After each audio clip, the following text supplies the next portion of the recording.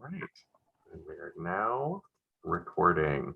Just a note on last week's session, it was recorded. We're actually doing some website migration on our website, and so that's why you aren't seeing the July 13th webinar up on the website. So we apologize for the inconvenience there. It will be up today or tomorrow alongside this session that we're recording today. So you'll be welcome to go back and review that session. So just a note, there will be points today that we will kind of ask for your feedback and engagement. And so when speaking, please identify yourself and speak clearly. You may be asked to repeat your comments or questions if there's a delay or issue with the audio. So apologies in advance if we need to ask you to do that. And last, please use the chat feature. I will be watching the chat feature throughout the presentation. And if there are any questions that you have throughout the webinar, feel free to make those known via the chat function. All right, so the purpose of this webinar is to provide school leaders information about the requirements of the district ARP ESSER Plan due on August 24th, 2021.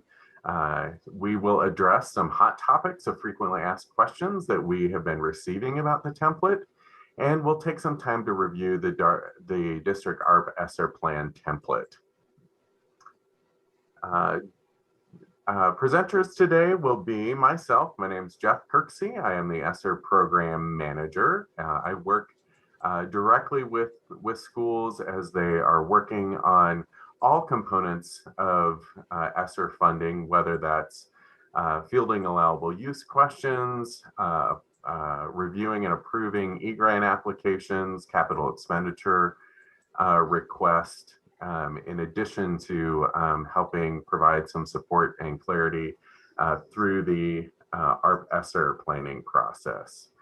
Joining us a little later, Dr. Julie Mergel, our Senior Manager for School Improvement and Innovation, will be joining us about halfway through the presentation today. She is on another meeting with the superintendent and the educational advocates today. So we will focus today on the LEA ARP ESSER Plan. We also sometimes call that the District ARP ESSER Plan. For you, that means your plan. We did create a template that opened on in the team system on July 1st, and it will close on August 24th. Like we're doing with this webinar, we'll continue to release information on the OPI website under the ESSER information page so that you can be working on that throughout. I just want to go over some real basics at the beginning on how to access Teams. So if you already have an account for Teams, but you've forgotten how to access it, you actually go to the school accreditation tab on the OPI. It's under leadership, and then it's assessment accountability, and it is under the school accreditation tab. There will be this button here for Teams, and you can, if you have an account, you simply click login, and this screen will appear, and you enter your login information and log into the system. If you do not have a Teams account, you can again navigate to the Teams page, and then you under the login information, it will ask if you are a new user. You will actually need to go to the OPI Team Resources tab and add or change user account with Team Security form. So you'll complete that form, it gets submitted to OPI, and we're have pretty quick turnover on that, and we'll get you set up and ready to go on that front. Once you are in Teams, you you will see right at the top, ARP ESSER LEA plan. It'll be there in big bold letters for you, and you just click here where it says click here to complete the LEA plan. There's also a checklist and instructions that you should review before starting the process. Just a note, before we get into some of the requirements of the plan, only one person on your team will be able to enter the team's your LEA plan on Teams. If you do need a working copy of the template that you can distribute amongst your team and those that are working together to craft your plan, there's actually a PDF that is on the OPI ESSER website. That PDF you can easily convert to a Word document and distribute that to your team to create some working documents. But the finalized plan needs to be submitted directly in Teams. All right, so let's talk through a little bit what some are the requirements and details for the LEA ARP ESSER plan. So the requirements for the school district plans include, at minimum, how the district will, 1, use funds to implement prevention and mitigation strategies. We're talking about COVID there. And use the funds totaling not less than 20% to address lost instructional time, spending its remaining 80% on ARP ESSER funds. I will tell you, when you are ready to do your e-grants application and actually apply for the funding and submit your budget, that 20% set aside is already done for you. 20% of your allocation has already been earmarked towards loss of instructional time. And we'll unpack loss of instructional time in just a few moments. All right. Let's move on to number 4, respond to the needs of students disproportionately affected by the pandemic, and meaningful engagement with and consultation with stakeholders in crafting their plans. Each of these federally required components are embedded in the school district ARP ESSER plan. So as you go through the plan template, you'll see all of these are embedded in that. We're going to spend some time today talking about meaningful consultation and stakeholder input today too, to get some better clarity around that.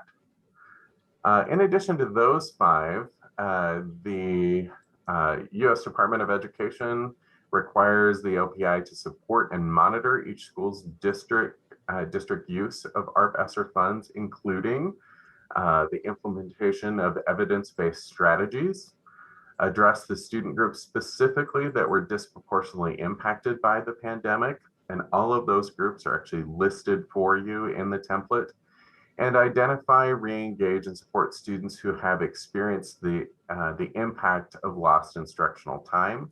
The plan will provide the information necessary for the OPI to support and monitor school districts as each school moves forward. So throughout the school district ARP ESSER plan, the OPI has emphasized local control and coordination of state initiatives and requirements so that school districts can identify and innovate solutions for unique local needs and priorities. And that's really where that meaningful stakeholder consultation is really going to come to play there. These components are embedded, as mentioned, in the school district ARP ESSER plan. Additionally, on July 15th, the OPI sought and was approved flexibility from the Board of Public Education to use the goal sections of this plan in place of the Continuous School Improvement Plan, also known as CSIP. So that's good news, and hopefully will reduce some redundancy because a lot of what you are providing in the goals section of your ARP ESSER plan was mirrored in the Continuous School Improvement Plan. So So at least for this year, the ARP ESSER plan, district plan that you're crafting will stand in place of the CSIP. So as you look at the template, there are 8 sections. If you were also to look at the state's plan that we had to submit to the Department of Education, it also has 8 sections. So the first is school district identified priorities. We'll spend some time talking today about assessment measures you can use to help identify those priorities.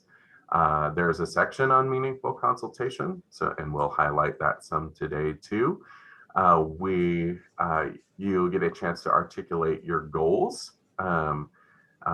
You'll articulate your coordinating of funds, specifically if you are receiving any other sort of federal assistance. There's some really good opportunities to braid funds and really maximize impact. Creating safe and healthy learning environments, and then addressing lost instructional time. We'll actually spend some time talking about this today, as many of our schools across the state actually didn't have lost instructional time. They didn't lose instructional time, but nonetheless, there are probably some impacts of the pandemic has had on learners. And so we're going to talk about how we think about lost instructional time as accelerated learning. So, and Dr. Mergel will talk about that a little bit when she joins us later on. There is also a section on supporting the educator workforce. There are actually some good flexibility within ARP ESSER funds to leverage those funds to support and maintain the educational workforce. And then 8 is monitoring and measuring impacts of ARP ESSER funds. And so we want to make sure that the funds that we're employing to strengthen our local school districts are doing what we want them to do for the betterment of our students. Before you get into the plan, there is some good pre-planning that we recommend that you do. And so here's a few questions just to get you thinking about pre-planning efforts before you dig into the meat and potatoes of the plan. So, has your district and/or individual school within the district completed a gap analysis to assist in identifying the top needs due to COVID-19? We've got 2 19s. If no, then you can click on the gap analysis. And there's actually some of these tools that are actually embedded there in the template for you. I'll also show you where you can find these tools on our website. And we're going to dig in today and talk more about conducting a gap analysis today. What kinds of data assist you in identifying these gaps? So we collect all kinds of data across the state. So how can we actually leverage your local data to identify gaps across gaps? I think this is specifically important when we're thinking about populations that maybe are disproportionately affected. A lot of our schools can look at, say, your attendance data, for instance. And if you are noticing, I think specifically for schools that where maybe you didn't lose instructional time, but you did see dips in attendance, and there might be, the data might tell you that there are certain populations that were more affected and missed more instructional time. And so what are some things that we can do to identify those groups of students and then work to bring them up to speed? What are the needs you identified in your subgroups? So that's talking a little bit about what I was just talking about. What we're hearing from across the street, across the state, is particularly our special needs populations. The pandemic was really hard on them, and particularly remote learning created some challenges. So what data might you have to support that? What are those needs, and how can we work on plans to help kind of accelerate learning for our various subgroups. And did you meet with all stakeholders to get input on needs and possible solutions to formulate a plan for the funds? Now, I will say we realize, and we suffered this too on the state level, that this is a difficult time of year to get stakeholder input. Our teachers are not on contract, and many of our administrators aren't. But there are still things that you can do to get some meaningful stakeholder input that we're going to talk about here in the session today. Because you do need to have your stakeholder input may not be complete by the time you need to submit the plan. But remember too that these plans are living documents. In fact, the state, the federal government is requiring that at least every 6 months these plans are reviewed and updated. So we should go ahead and try to start stakeholder engagement now and get as much as we can to inform our initial work on the plans. But we also realize that we'll probably need to continue to do stakeholder input and engage kind of all those essential communities to our school district in order to really have a robust plan. So don't feel overwhelmed that you have to do it all now, but you do need to do enough stakeholder input now in order to craft a meaningful plan. But part of that plan might be kind of mapping out your efforts to continue to get good stakeholder input. All right, here's some technical things just to keep in mind while you're actually working on the template in Teams. When you reach a stopping point, click Next to save your work. And you can return anytime before the August 24th to finish your submission. So you don't have to sit down and do it all in one sitting. But just remember that when you're done with work, click Next to save your work. When you're ready, click Submit at the end of the plan. Don't click Submit if you are not ready to submit, because after you click Submit, your responses will display in a PDF. And you can't go back and edit it, not without getting some technical assistance from OPI. So, but when you are ready and you click Submit, you will get a PDF file of your plan. It's important that you download that PDF because you need to turn around and upload that PDF of your responses to your district website. So much in the same way that you had to put your safe return and continuity of services plan up on your website by June 24th, you will also need to turn around and put this plan up on your website, just so it's available to the public. And for those of you that don't maintain websites, feel free to reach out to me and we'll come up with a strategy to get make that available, just like we did for your return to in-person and continuity of services plan. All right. So just to reiterate what I had mentioned, that the option to edit is no longer available once the plan is submitted by clicking the Submit button. If you click Submit and then determine later you need to make changes, please contact OPI teams at mt.gov and our team will be ready to assist you. Okay, now while you're completing your plan, these are some of the questions that would be helpful to your process. What would you like to achieve before the funding ends in September of 2024? What goals will need to be established in order to get there? You may need to leave and come back to this form as you formulate the plan. You will still need to ESSER 3 is different than the previous iterations of ESSER funding, where there's really three components to to completing your ESSER 3 process. First was to post that continuity of that safe return to in-person instruction and continuity of services plan to your district website by June 24th. The second is to complete this LEA ARP ESSER 3 plan. That is due August 24th.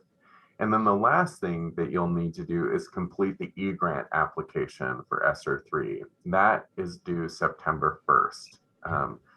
It's important that your school district's ARP ESSER plan aligns with the budget amounts reported in e-grants. And so you can submit your e-grants application at any time. I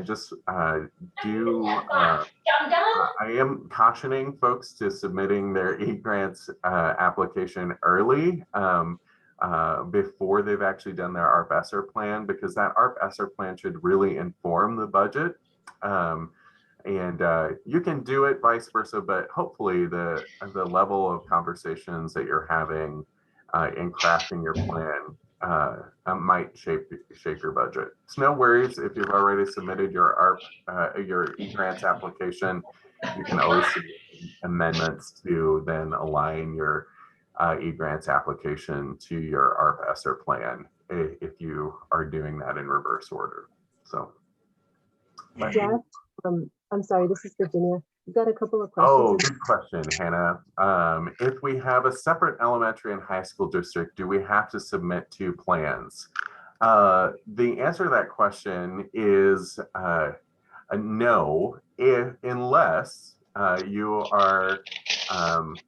unless you are submitting two e-grant applications. And so this follows the same formula as Title I funding. So if you have one school kind of serving as the primary distributor of those Title I funds, and a lot of our districts across the state, it's their elementary school is kind of the home for those Title I plans, and the same is true for ESSER. So if you're submitting one e-grants application for both the elementary and high school district, then you only need to do one plan, but you should include both high school and elementary school in that planning process. And then, is the ESSER 3 application open in e-grants already? Yes, it is. It actually has been open since late May is when it opened. So it is available now. I will tell you, if you because we're getting this question a lot. If you go and you actually look at ESSER 3 in your e-grants, you will notice that you are about a third short of what you might be anticipating for your allocation and what's posted on our website. You will be getting that remaining third. The reason for that is that the federal government has actually withheld a third of its total allocation to the state pending the approval of the state plan.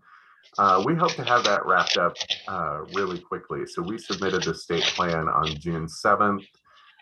We got back on July 2nd. We got back some feedback for some minor adjustments and changes to the plan.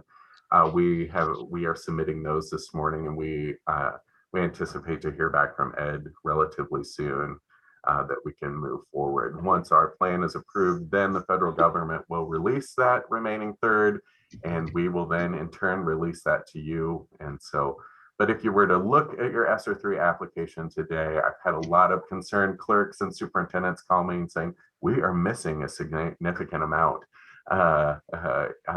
That's coming. So it's not a bait and switch on you. So, all right. All right, let's move on to the next slide. All right, so there are a host of resources available to you, and many of these, this list that is right here is actually embedded in the ESSER 3 template that you have. It's also up on our website under the guidance tab. So there are resources around curriculum selection. There are resources around acceleration guidance, specifically when we're thinking about learning loss and how to bring students up to speed or to advance their learning. This is a really great tool. There is the ESSA tiers of evidence, which is always a good tool when you're thinking about evidence-based practices. The gap analysis tool, which we'll go into a little more in depth when Julie joins us. She'll walk us through that. The U.S. Department of Education, their FAQ on ESSER on Gears is really a great document. It is a beefy document, I will tell you that.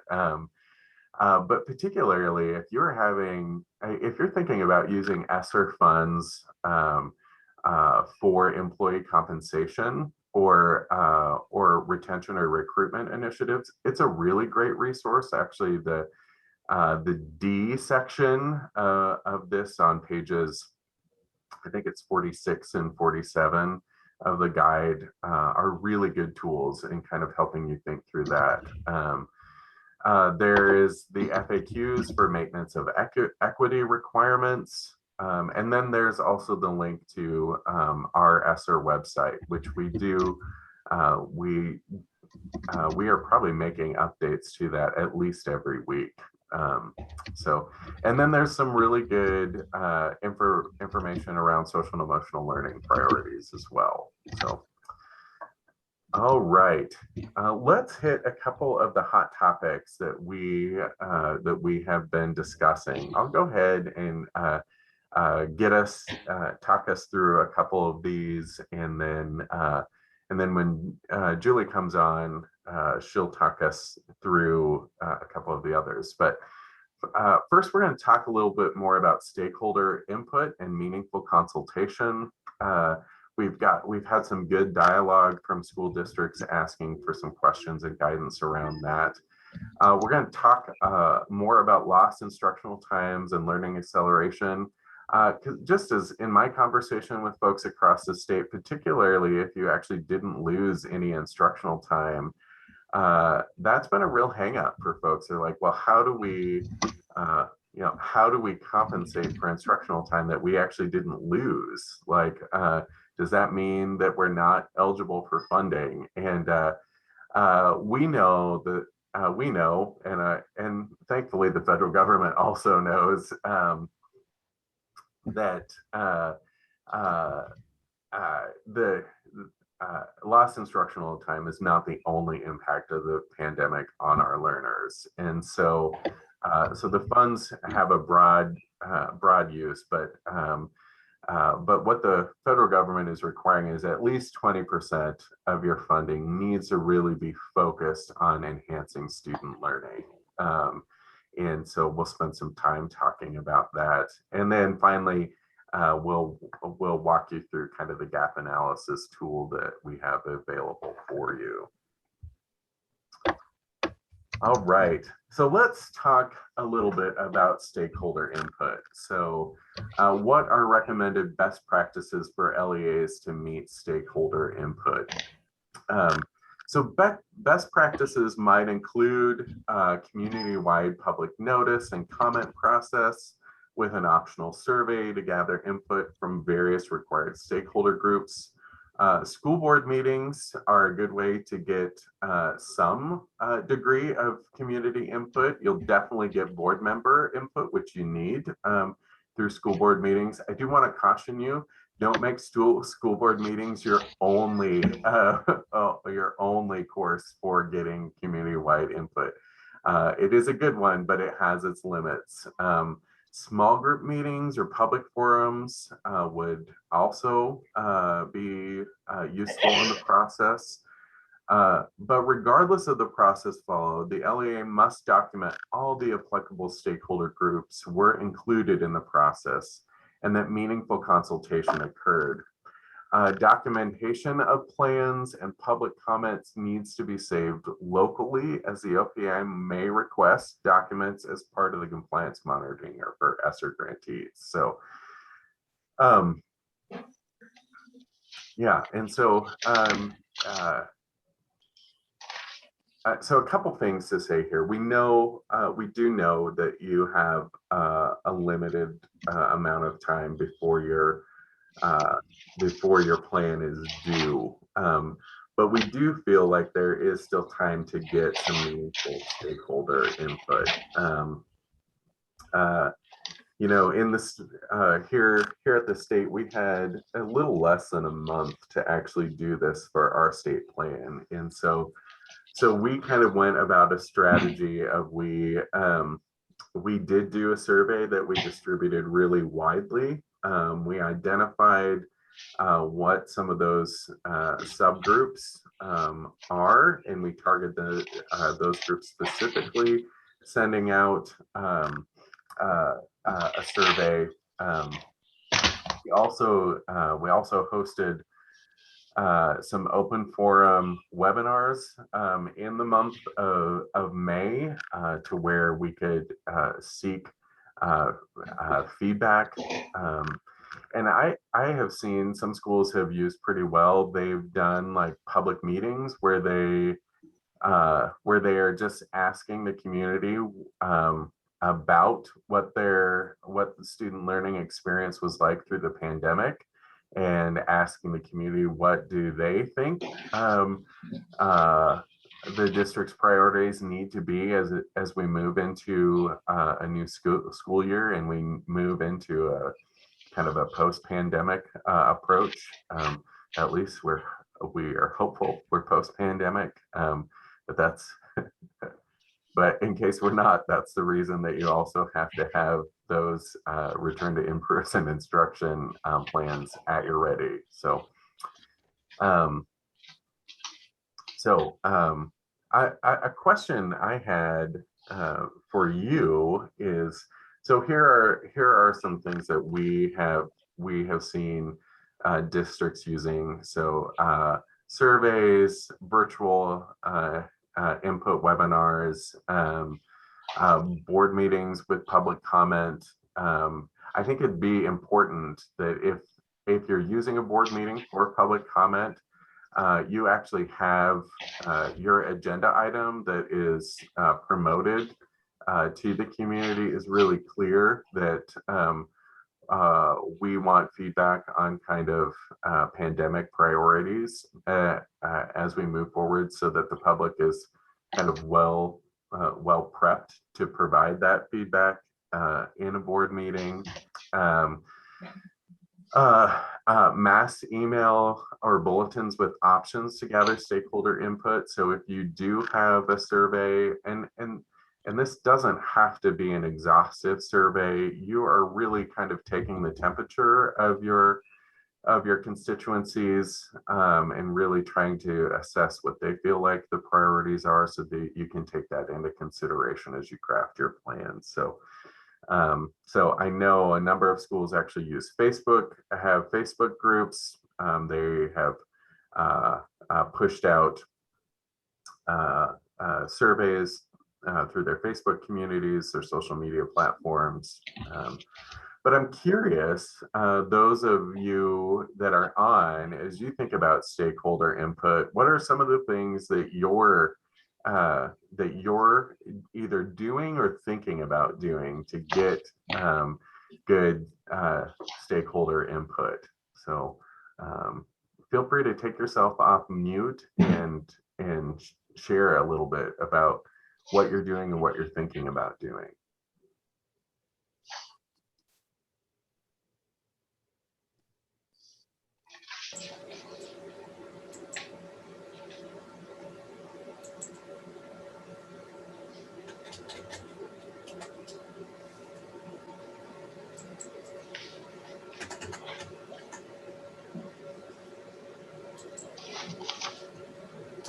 Any thoughts?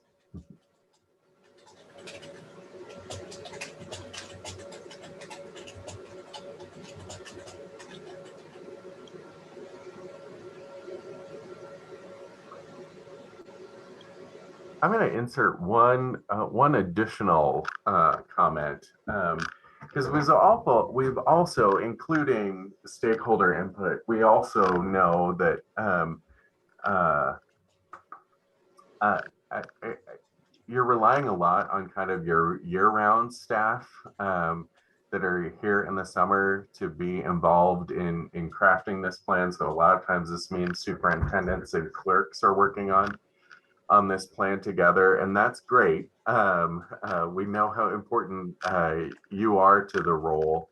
I also encourage you to think about how you can bring some of your colleagues into the process, even though they may be off contract for the summer. And if you actually want to think about providing some additional compensation to your colleagues, you can actually use ESSER funds to do that. I was talking to a superintendent a few days ago who was talking about a couple members of their team that are really gifted in planning, have a good sense of how to get stakeholder input. That superintendent is actually kind of approaching some team members to come back a little bit early, kind of on a part-time basis, and do some work on the plan. So just remember, there you can leverage your ESSER funding to do that as well. And I just want you to know too, like the point of stakeholder input is twofold. First is to actually get some meaningful feedback from constituents. That includes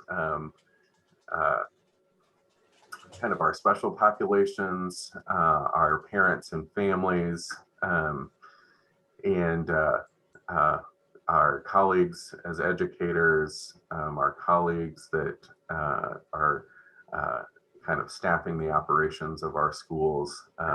All of those voices are important. So one, it's really important to get feedback from those groups. It's also just important to make that feedback venue available, even if groups don't engage it to the point that you want. You've done your due diligence to provide the venue to hear those voices in the process. So, and like I mentioned earlier, it might be hard to get some of that stakeholder input over the summer. So, but what kind of input can you get now? And based on what kind of feedback you get, you'll be able to make your plan for getting further stakeholder input moving forward. So you'll be able to identify where your gaps are. So, all right. And I see Julie isn't back with us yet, so I'm going to go ahead and keep moving us forward.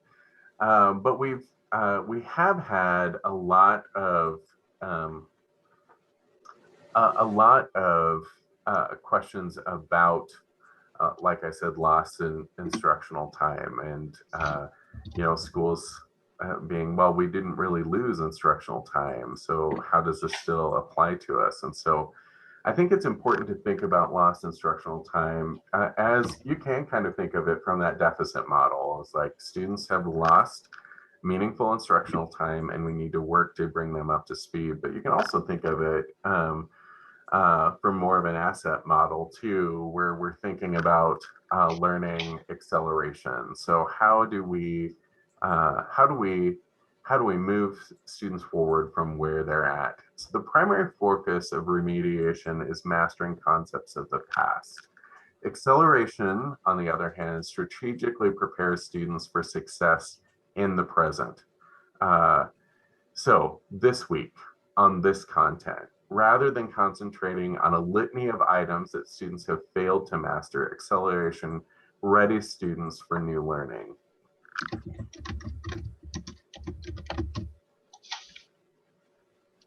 So some of my colleagues and students in school improvement actually provided a pretty great presentation on accelerated learning just this past April, and so we're going to be borrowing from their work in this presentation. So here are some recommendations for accelerated student learning.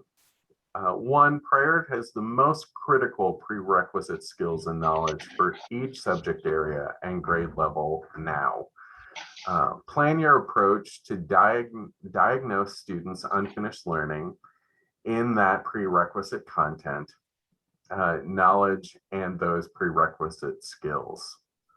Adapt your scope and sequence pacing guidance for each subject area and grade level to reflect where teachers might need to provide accelerated support.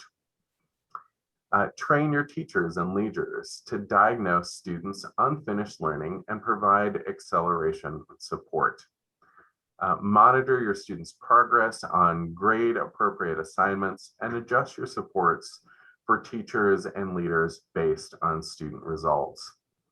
You know, one thing that I have noticed a lot of our schools across the state are doing is they're really trying to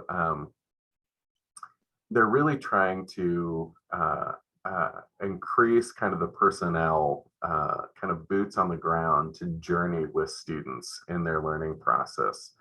And I think beefing up the personnel is one piece of the equation, but then actually training those personnel to really work and focus on kind of student strengths and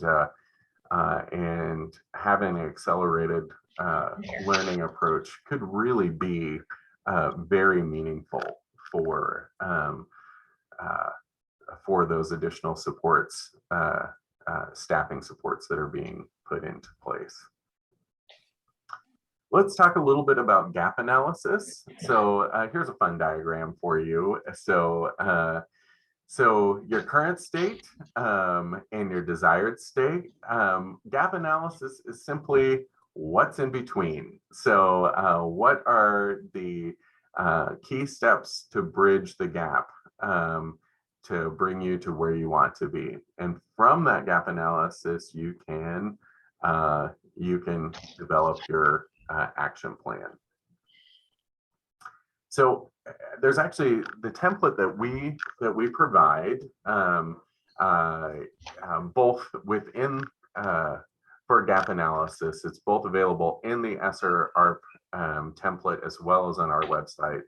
But it kind of gives you a breakdown, and it also helps you think about where you're already collecting some data. So there's local assessments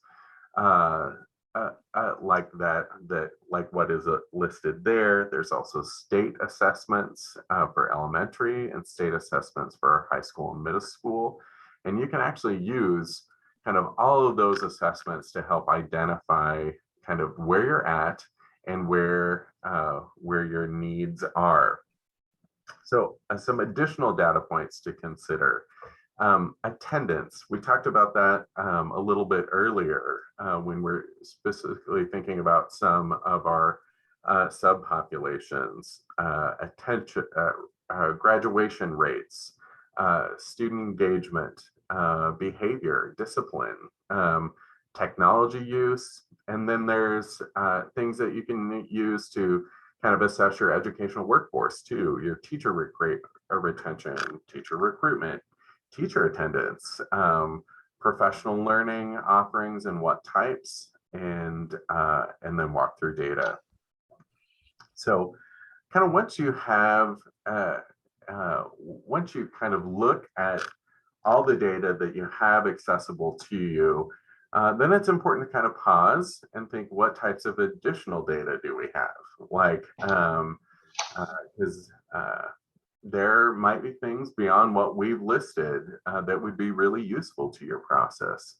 And then what types of additional data do you wish you had? So what's missing? And how might we be able to strategize getting that additional data? And then when you're kind of considering additional data, here's an example. So a data component, teacher retention. Here's an example for you. Compelling questions. How is our teacher retention? How are we tracking teacher retention within the school district? What incentives do we currently offer new teachers?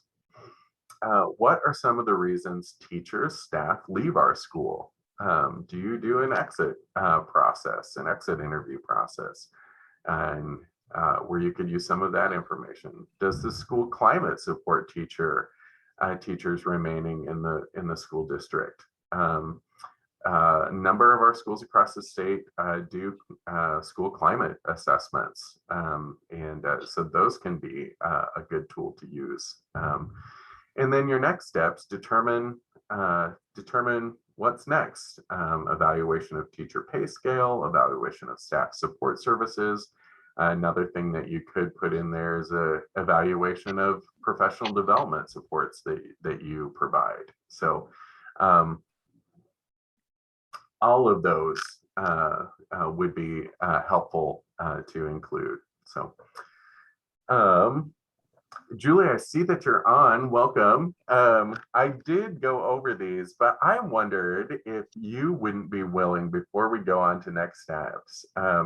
I went through and kind of talked us through the learning acceleration slide, but I wonder if you wouldn't mind just going through kind of these 5 recommendations and just add in your editorial expertise in the process. Thanks, Jeff. And it is good to see all of you out there as you're engaging and digging into creating your district ARP ESSER plan. I think really, you guys, the reason for thinking about learning acceleration is this. We look at kind of the lost learning that has happened over the last year, or unfinished learning that has happened, or kiddos just haven't had the time to get the necessary skills and knowledge due to, quarantining or due to other issues over this past school year. That is an important piece. But we also know that there's been times when kids have had unfinished learning even prior to COVID. So one of the ideas is that in order to address this lost learning time, that just doing remediation is not really going to get us there. We're not going to be able to, example, take a student who is a 4th grader and hasn't had time to learn all of the necessary standards at grade level for mathematics. We can't then, as they move into 5th grade, go back and teach both 4th grade math and 5th grade math because they've missed so much of the learning that was to have occurred in 4th grade. And so there's a way to say, okay, how do we really be able to unpack that and accelerate that learning? Meaning not go back and remediate, but figure out how to really prioritize what were those prerequisite skills or knowledge that were needed in this particular example for mathematics for a 4th grader that now maybe need to be taught in 5th grade, so that you can really have a good sense of, rather than doing the entire 3rd grade curriculum or 4th grade curriculum, really looking at what are those key high standards that are skills that are really needed, so that then you can kind of put them into your pacing guides to say, okay, we're going to build in this particular piece as we're doing this level in our grade level mathematics this year, kind of come back and look at this individual component. Or be able to do some high dose tutoring for that student after school to say, what are those key skills that I know are going to be coming up in the next unit, that for this 6 weeks, I want to be sure this kiddo gets some high dosage tutoring for 30 minutes a day, opportunity for 3 weeks of tutoring sessions over the week, or how to really help teachers learn how to do some of that scaffolding to say, how can we do some of that small group instruction, build in some of those scaffolds so that we're giving them access to the skills that they needed to move forward. So this notion of accelerating learning is to say, we realize we're not going to be able to go back and remediate, if you will, but rather how do we take from where we're at right now with our kiddos, understand what those most critical skills are, what really was unfinished, and then really take time to lay out the scope and sequencing of our standards as we move forward. So Jeff, I hope that kind of answered why we're talking about learning acceleration. It is a response, if you will, to this unfinished learning, or maybe some opportunities that kiddos just need a little extra time to get there. Yes, thank you, Julie. That was a very, very helpful and a much better overview than what I provided. So, all right, very good. Well, let's as we move in towards the end of our time together, let's talk a little bit about next steps. So, once you've actually had a chance to incorporate kind of all these things that we've chatted about today, and you actually submit your district ARP ESSER plan through Teams, OPI will confirm your submission via email, and provide by email with the email that you provided at the start of the plan. OPI will reach out to you with any questions or supports as needed. We will actually be reviewing your plans and just making sure that they are kind of meeting muster with the federal standards. As you are crafting your plans, if you have any questions or need feedback in the process, feel very free to reach out, and we can offer any guidance that we can as you navigate questions in your plan. So districts will need to set up your own monitoring process, which needs to be paired with the implementation. So you're not just creating a plan, you actually then have to implement that plan. And this isn't a plan just to sit up on your shelf and look pretty, and say, oh, look at what we did. This is to be a plan that you are utilizing to really enhance learning for your students and enhance the learning environment for all members of the school community. So so you'll need to think through what you're going to do to monitor your own progress as you implement these stages, and we'll be checking in with you too to also make sure that that you have these plans in place. Districts will be able to answer these same questions every 6 months. So so the template will be available. And so the OPI created this temporary form as a means to meet the federal timelines. It will be put in a more permanent location where you can access and update your plan. So it's in Teams right now, but just work with us as we make adjustments so that it's in a format that you can easily go back and update. And it's also in a format that we can easily kind of draw information from, so we don't have to come asking you for information. And then OPI will use this form to collect best practices to share with other districts. So you'll notice that there actually is a box in just about every category when discussing goals, for you to input any things that you're doing that you think is really good effort and really good work. We want you to brag on yourself a little bit, because we all benefit from what you're finding to work well. We want to be able to share that information widely. So I think what we might do now, we did in our last session, we actually went through the template in its entirety. You'll see it here again.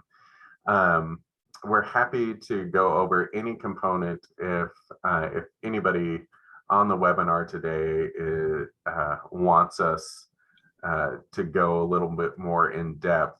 But one thing that I want to make sure that we do before we leave today So just to reiterate, you do need to have some monitoring plans in place. And OPI is going to confirm that you're doing that monitoring.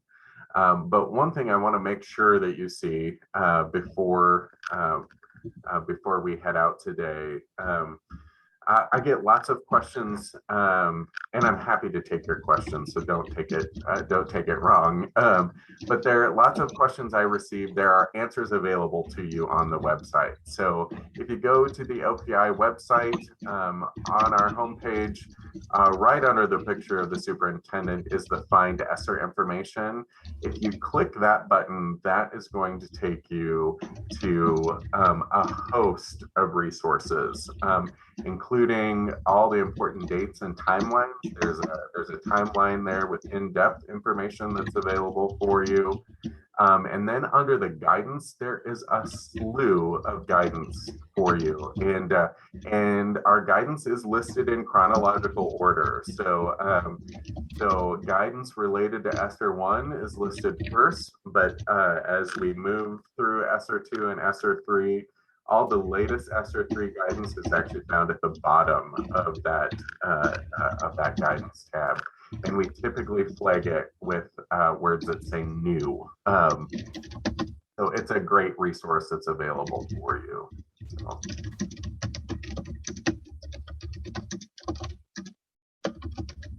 Yes, so Amy, thanks for that question. Amy in the chat asked the question, did you go over how to fill out the ESSER plan page by page in the first webinar? And yes, we did.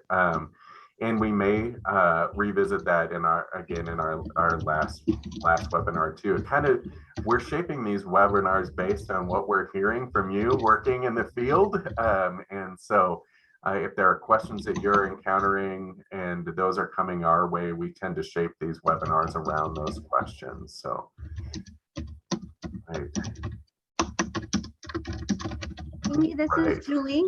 If you put your email in the chat box right there, I'm happy to send you this slideshow as well, so that you can have access to it right away. I would say that, you know, going through the template, there's a lot of drop down opportunities there. So, and some text boxes, but you can kind of move through that template. We've tried to include in some of the options of ways to address things is to really, you know, be able to have some evidence-based practices that are already established there, or things that we think you might want to, you know, use right away. So, you know, or strategies that are common.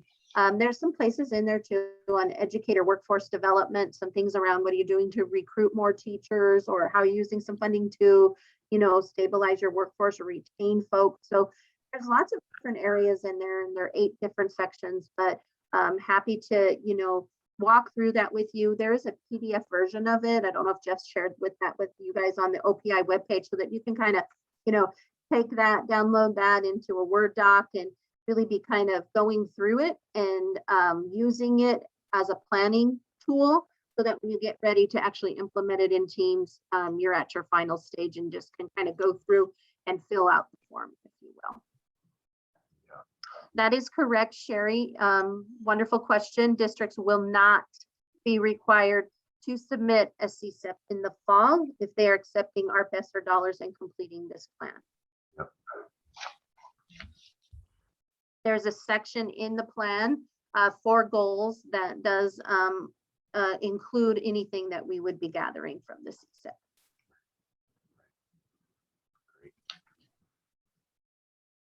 Okay. All right. Just in closing, so the recording of this session will be available on the OPI website, as well as last week's. As I mentioned at the top of the webinar today, we did have a delay because we're doing some website migration this summer. So both last session and this week's session will be posted to our website this week. And we do want to invite you back on July 27th. So same time, same place. We will be doing kind of our third installment. Come on in. Our third installment. They're just yakking here at the end. I'm Yes, going to shut them off. So, So on the 27th, we'll be doing that final webinar. So feel free to join us. If there are things that you would specifically like us to cover in that final webinar, please email me and let me know. If you let me know by Friday of this week, by close of business, we'll be sure to include that in our webinar presentation for next week. But you don't have to limit your contact with me to just webinar related questions. Any questions that you have related to ARP ESSER, allowable use, your ARP ESSER plans, any of those, feel free to email me. My contact information is there. I am also sharing it in the chat there now too. Feel free to shoot me an email or call me. I typically can turn around a response to an email within a business day. So unless y'all inundate me, then it might take a little longer. But feel free to call as well. So okay, Julie, any parting thoughts? No, Jeff, I don't have any parting thoughts. Definitely, I'm sending a slideshow to those of you who've dropped your email in the box, and look forward to continuing to work with you all as we get these plans submitted by August 24th and uploaded to your website. So thanks, Jeff. All right. Well, thank you all. Have a good rest of your week, and I hope your air quality is improving across the state. So we are in smoky season. So, all right, everyone, take care, and we'll talk to you soon.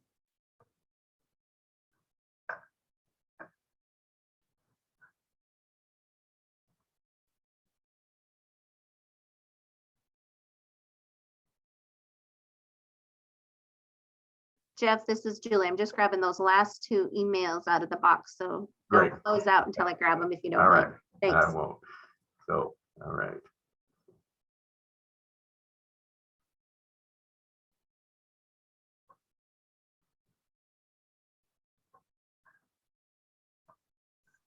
Julie, this is Virginia. I'm grabbing them too, just to make sure.